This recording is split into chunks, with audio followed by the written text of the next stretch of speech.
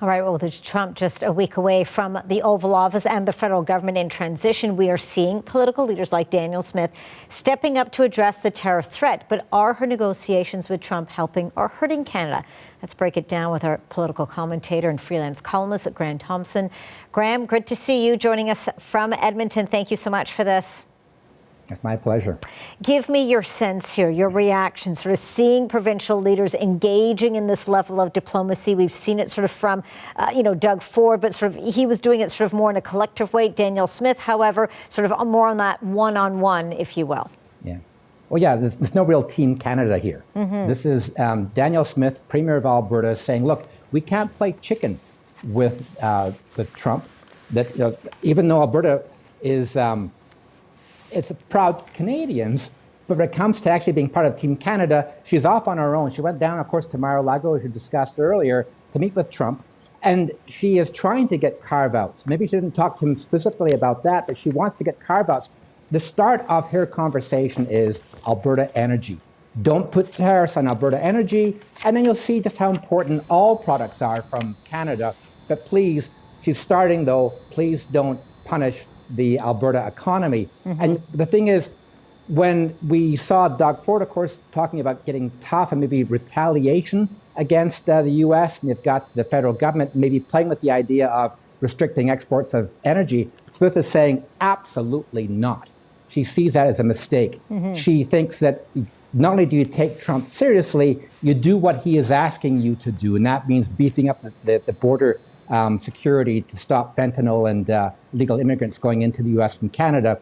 She's very much, we have to do something to make him drop the tariffs, mm-hmm. but she is starting with carve-outs for energy.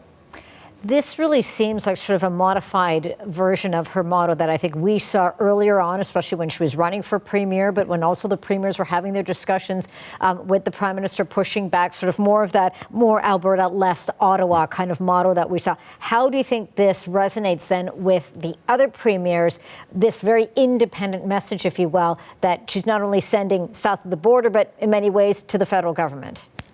Yeah, it must be irritating them because, again, it goes against what Doug Ford is saying publicly.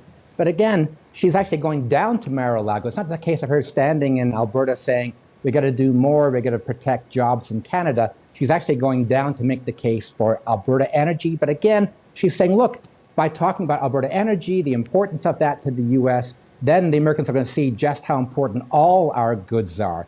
But again, she's starting from the position Alberta has to come first when it comes to tariffs. In her view, the thing is, she's a premier of Alberta. She's not a federal politician. Mm-hmm. So this is going to be a real problem. It's been mentioned before about giving a united front to Trump when you have premiers saying different things and you have one actually going down to Mar-a-Lago to basically appeal to him with facts and figures. The problem is Trump is not really interested in these facts and figures.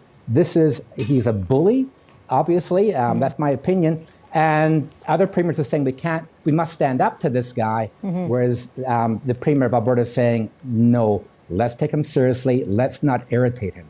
How do you think this is going to resonate, not with just Albertans, but with Canadians? I think Albertans, generally speaking, will like this, that she's standing up for Alberta, mm-hmm. The industry here. Not all Albertans are supporting her, of course. But I think Canadians might be irritated with this. The fact that I think polls have shown that most Canadians are not exactly fans of Trump. They don't like him, and they want someone to stand up to Trump. But I think one of the issues that may be coming in the federal election is who is best to deal with Trump.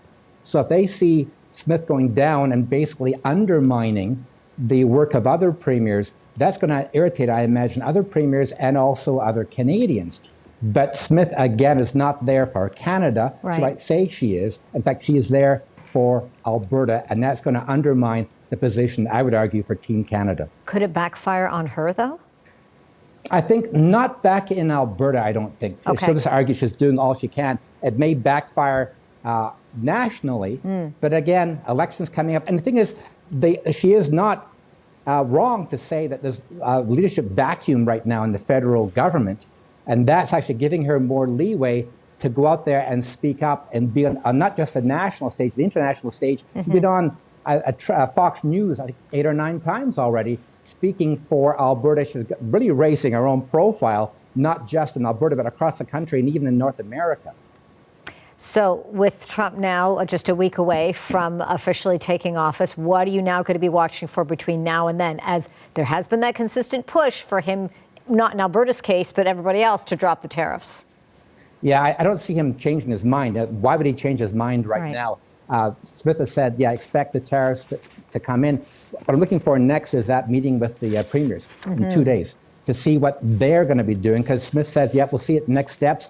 And she was asked today in the news conference by reporters, what will you do if those tariffs do come into place? And she says, look, I'm not discussing that right now. She'll be talking to the other premiers this week. But again, if she doesn't like what they're saying, I really can't see a united front, because they are on different pages. I can see her still trying to do things her own way on behalf of Alberta, and that's going to irritate, I imagine, a lot of Canadians. It is certainly going to be a very interesting conversation, if you will, come Wednesday, as you mentioned there, Graham, with the meeting with the Prime Minister, among all the other premiers there. Thank you so much for this, political commentator and freelance columnist, Graham Thomson. Thank you so much. It's been my pleasure.